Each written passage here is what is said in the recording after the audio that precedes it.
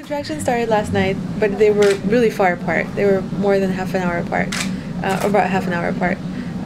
So I thought, let me just go to sleep for an hour or two and then, wake up. So I woke up around 4, and they were about 10 minutes apart. So I thought, let me just go, because the first child was pretty quick. Also, not this quick, but it was pretty quick.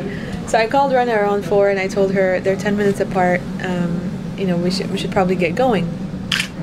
And she said okay. And I said, but they're still 10 minutes apart, so take your time. So I did. So she did. So around 4:45, I was ready, and she came and she picked me up. And before that, I called her and I said, they're 4 minutes apart. You should come right away. And that was all within like 10-15 minutes, something like that. It wasn't very long at all before they went from 10 minutes to 4 minutes. So then we get in the car and they're 1 minute apart. So we're driving to U of M at this point, because that's where my doctor is. And she said, "Are you sure you can wait till then?" I said, "Yeah." And then like a minute later, it just got really strong, and I said, "No, just go to Henry Ford."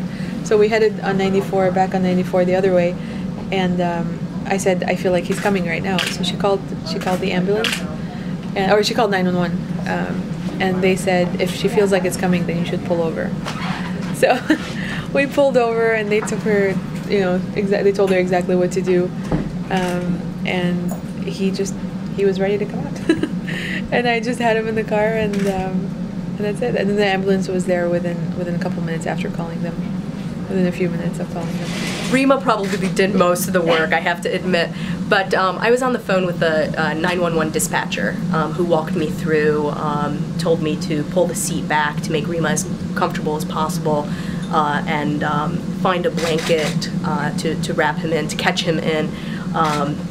But he wasn't even waiting for the blanket. He was ready to come out. He was in a hurry, and so just grabbed him, gave him to Rima, wrapped him up in a blanket, and a few minutes later the EMTs were there to help us, and they were great. I was terrified only because I was afraid that if he's not breathing, I know they usually suction the baby's mouth and nose.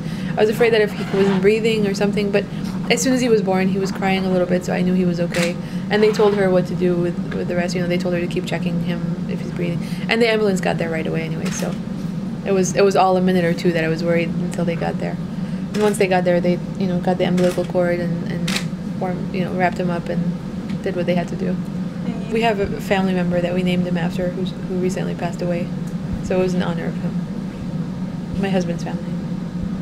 But it's also a coincidence that Mazen happened in a Mazda. Yeah. So I think that's what we'll be telling him that story for years to come, I think.